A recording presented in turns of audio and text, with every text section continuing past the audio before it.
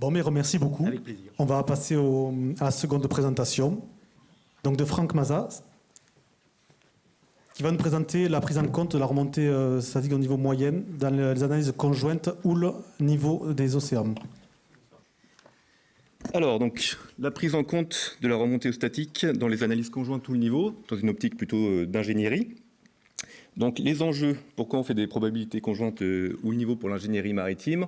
Bon, il y en a plein, j'ai une petite liste à l'après-vert, donc dimensionnement des ouvrages maritimes, toutes les problématiques érosion côtière, dimensionnement des structures offshore, et également tout ce qui a trait à la submersion marine,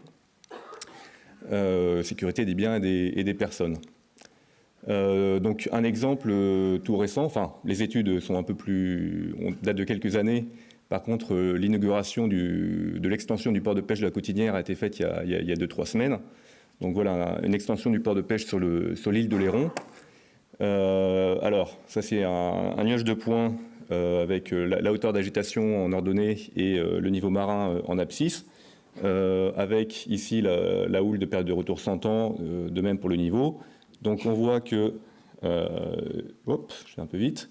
Si on avait dimensionné avec un couple houle centenal, niveau centenal, on serait quelque part par là, avec les implications sur le dimensionnement des digues, etc. Si par une tambouille statistique, on arrive à prendre en compte la dépendance entre les deux, d'ailleurs, dans ce cas-là, plutôt l'indépendance, voilà, on va pouvoir faire le dimensionnement sur un certain nombre de conditions dont la période de retour conjointe, donc bivariée, est considérée centenale, et ça permet un dimensionnement un peu plus juste. Alors évidemment, je ne vais pas m'étendre sur le contexte climatique, on en a abondamment parlé ce matin.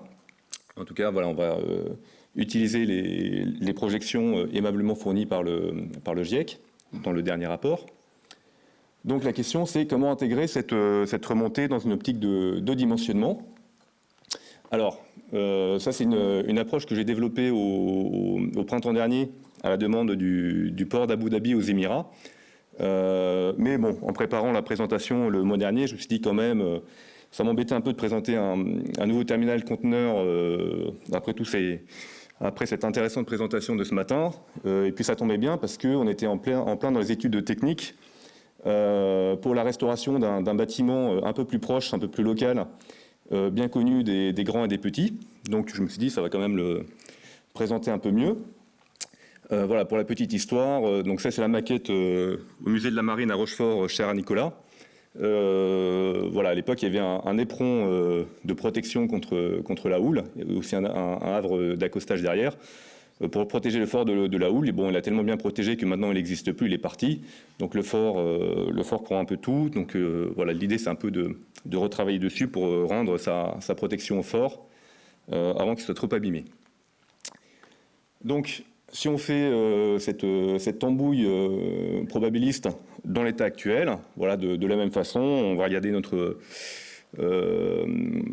occurrence conjointe entre l'agitation au pied du fort et le niveau horaire, grâce aux données marégraphiques aimablement fournies par le CHUM. Et voilà, et puis on va aboutir à nos contours de dépendance.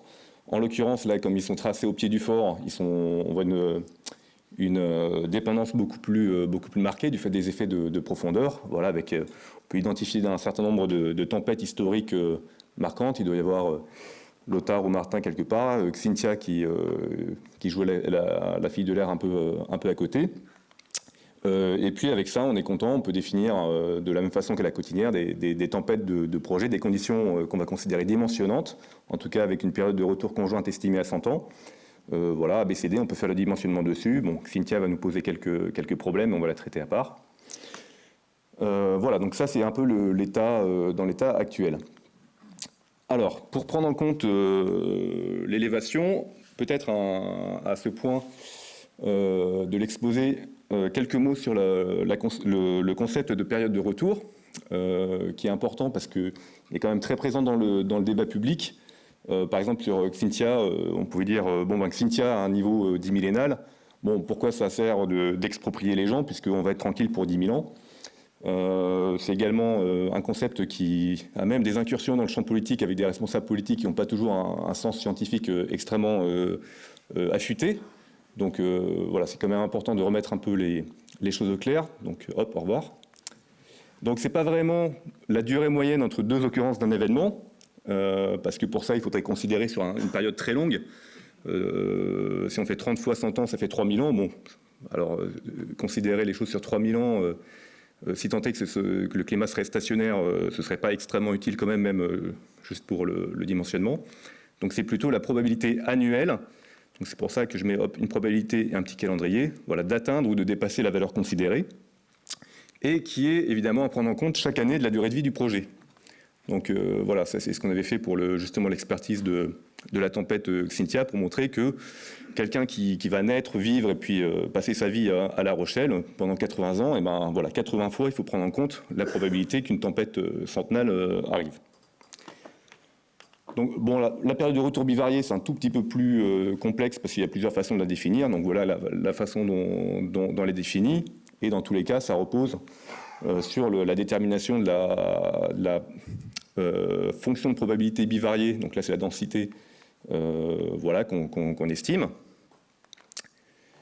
Voilà, donc tout ceci un peu posé. La base de la méthode, en fait, elle est très proche, elle est très simple, pardon. C'est une approche qui est basée sur la probabilité de rencontre, qui est la probabilité de rencontrer au moins une fois lors de la durée de vie de l'ouvrage l'événement dimensionnant de la période de retour considérée, disons 100 ans. Voilà, donc on peut la définir comme l'inverse de... Alors là, c'est les probabilités que chaque année, on ne rencontre pas cet événement dimensionnant. Donc sur toutes les durées, sur toutes les années, disons des années, voilà la probabilité de ne pas le rencontrer. Donc la probabilité de rencontrer cet événement au moins une fois dans la durée de vie, hein, c'est simplement le complément A1.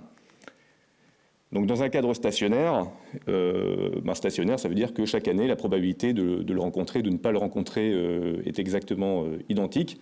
Donc ça, on peut mettre tout ça à la puissance D. Et on a une formule qui relie la probabilité de rencontre à la période de retour considérée et à la durée de vie, qui, somme toute, est assez simple. Ce qu'on peut traduire par ce tableau qui relie les deux. Et par exemple, voilà, on a 63% de chances de rencontrer au moins une fois un événement de période de retour 100 ans lors d'une durée de 100 ans. Ce qui est à la fois beaucoup d'un point de vue dimensionnement et pas tellement si on a tendance un peu facilement à dire on aura forcément un événement centennal en 100 ans, ce qui évidemment n'est pas vrai. Voilà, donc ceci posé, on utilise les outils aimablement mis à disposition par le GIEC cette fois. C'est pas encore sur Datashome, je crois. Voilà, donc on prend par exemple à La Rochelle-la Palisse les différents scénarios, et puis voilà, on va choisir par exemple un scénario, le RCP, enfin le SSP2, RCP 4.5, un peu middle of the road. On va retenir celui-là. Notre durée de vie est de l'ouvrage prévu est de 100 ans pour qu'on puisse faire des émissions et divertir le public pendant encore au moins un siècle. Ce qui nous amène à une élévation de 58 cm en 2120. Alors je dis par rapport à 2020, non, ça devait être justement par rapport... c'est pas par rapport à 2020, pardon, c'est par rapport à la fin du siècle. Donc si on enlève les 18 cm, ça fait 40 cm plutôt par rapport à 2020. Le niveau actuel sur lequel est basée l'analyse ou le niveau. Donc on va prendre une valeur de remontée pour chaque année. Donc là, j'ai benoîtement tracé une parabole avant de me rendre compte la semaine dernière que finalement, quand on regardait ces graphes, c'était un peu plus linéaire. C'est pour ça que j'ai posé la question tout à l'heure. Voilà, j'y reviens, mais bon, peu importe. Et puis, le principe, c'est que chaque année, cette densité de probabilité qu'on a vue là, qui ici est valable pour 2020, alors on va considérer que la forme, alors déjà la distribution de probabilité de l'agitation et la forme de la distribution des niveaux extrêmes ne va pas varier, non pas parce que je sais qu'elle ne va pas varier, mais parce que en fait j'en sais rien. Et voilà, on va juste prendre en compte l'effet du niveau et qui va petit à petit se décaler jusqu'à la fin de la durée de vie du projet. Voilà, et ce qui fait que, alors, on a nos courbes nos belles courbes tracées dans l'état actuel qu'on a vu tout à l'heure. Si on faisait quelque chose de simple en se disant finalement, allez, on va juste rajouter les 58 cm attendus à la fin de la durée de vie du projet, donc on décalerait gentiment la courbe centenale de cette valeur. Donc pardon, c'était bien 58 cm par rapport à 2020, hein. Je n'ai pas dit de bêtises tout à l'heure. Et voilà, si on fait le calcul pour décaler cette courbe à probabilité de rencontre de 63%, c'est-à-dire la valeur attendue en climat stationnaire, eh bien on ne décale plus que de 40 cm. Alors, dans le détail, en fait, il faudrait faire, au vu de la forme de la densité de probabilité, il faudrait faire plutôt le calcul pour chaque point de la courbe et on aurait un décalage qui est un peu moins important ici avant de rejoindre la valeur. Bon, peut-être qu'à ce stade, on peut rester sur une approche un peu plus simple, un peu plus conservative. On est déjà en train un peu de réduire, donc on peut rester, je pense, sur le 40 cm. C'est déjà intéressant.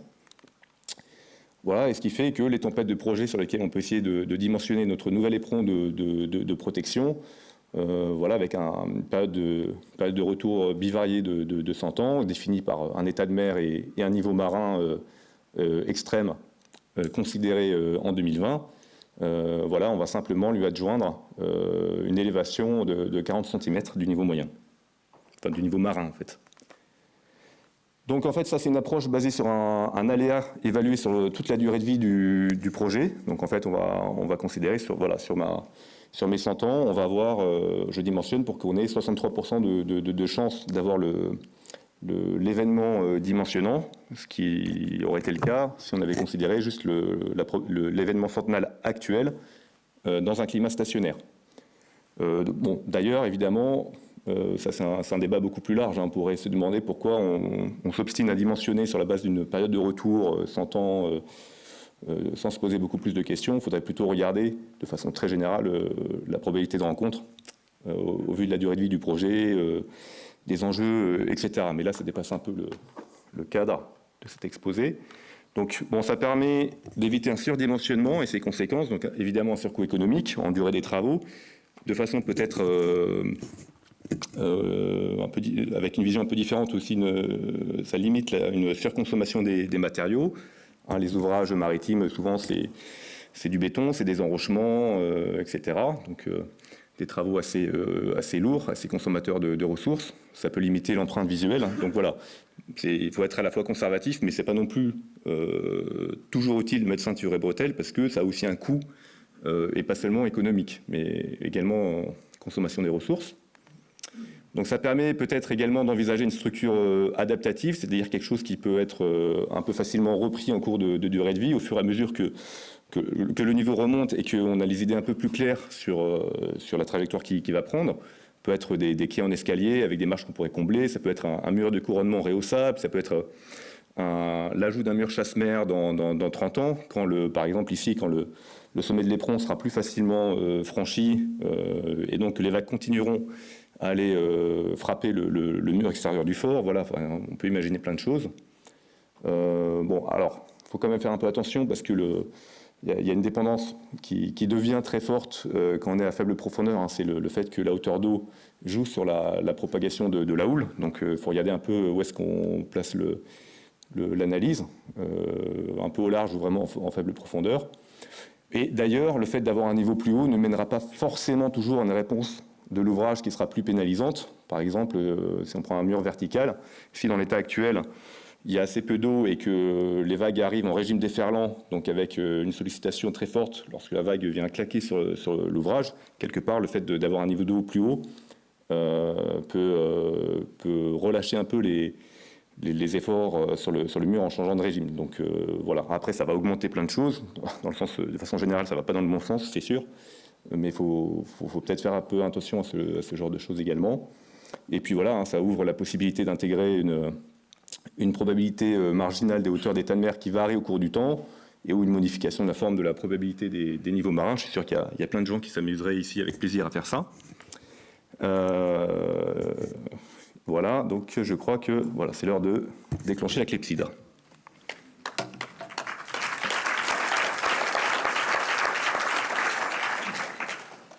Ok, merci beaucoup pour cet exposé. Nous avons le temps pour quelques questions, donc n'hésitez pas. Oui, Jonathan? Sur la linéarité, en fait, c'est sur les scénarios. Je suis là. Sur les scénarios que vous avez montrés, en fait, les scénarios du GIEC postulent tous, même le 8.5, qu'à partir de 2100, normalement, on n'émet plus. Et c'est pour ça qu'on a d'abord une accélération tant qu'on appuie sur le champignon, mais qu'après, on fait l'hypothèse. Et ça, voilà. Vous voyez les scénarios du GIEC jusque 2100, effectivement, pour notamment le plus émetteur, hein, qui est une hypothèse d'accélération, mais après le système n'est plus qu'en relaxation, d'où l'impression qu'on a que ça devient linéaire. Alors, en fait, j'ai regardé la semaine dernière, hein, c'est récent, et je regardais un peu le 4.5 qui est un peu l'intermédiaire, et c'est là je me suis dit tiens, finalement ma parabole, elle n'est pas si parabolique. C'est une interrogation très très récente. Je regardais un peu cette gamme de scénarios, mais bon, c'est un peu Ah oui, d'accord. Et donc, au-delà de la remarque, oui, la question que je voulais vous poser, c'était quel quantile vous avez pris pour vos courbes là? C'est la médiane ou c'est le... Oui, on a pris la médiane. Donc, bon, de toute façon, il faut faire un choix sur le scénario et après, est-ce qu'on prend la médiane ou etc. J'allais dire, par simplicité, j'ai pris la médiane. Après, de toute façon, sachant que je peux jouer sur le choix du scénario également. Là, on était également sur un niveau sur une durée de vie qu'on a prise quand même très loin, hein, en 2120.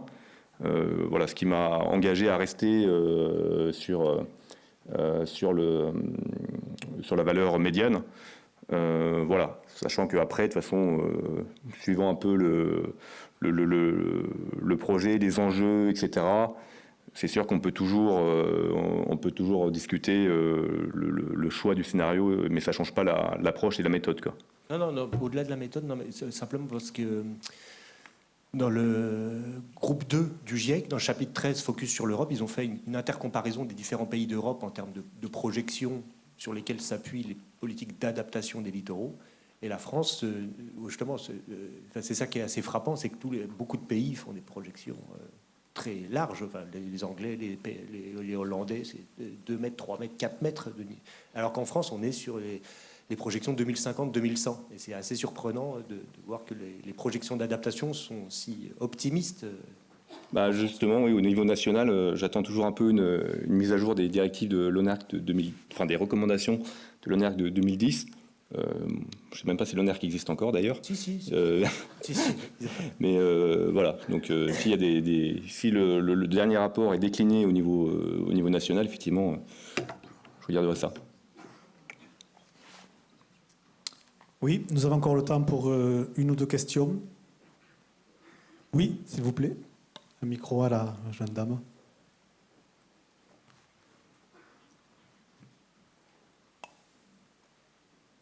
Merci, Lise Berdet.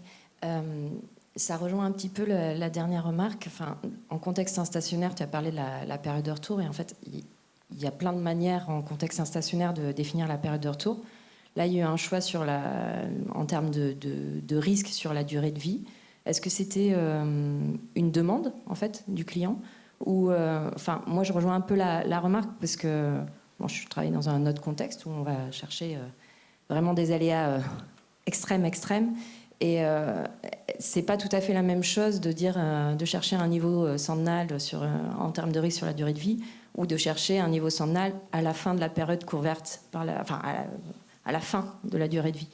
Et du coup, est-ce que c'était une demande du client? Est-ce que c'est un choix? Est-ce que c'est une pratique? Oui, là, pour le coup, en tout cas, sur l'expansion du port d'Abu Dhabi, c'était clairement une demande du client déjà de faire une analyse conjointe ou le niveau, parce que dans le contexte régional, dans le Golfe, c'est un peu plus ou le centenal plus niveau centenal. Donc, clairement, ils ne voulaient pas partir là-dedans et en plus rajouter le niveau d'eau estimé à la fin de la durée de vie du projet.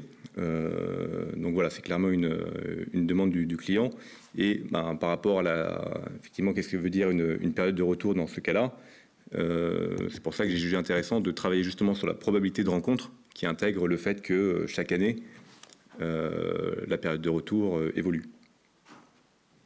Donc ça permet de revenir sur un aléa sur toute la durée de vie du projet, et de rester sur quelque chose un peu constant par rapport à un climat, en tout cas un cadre de climat stationnaire.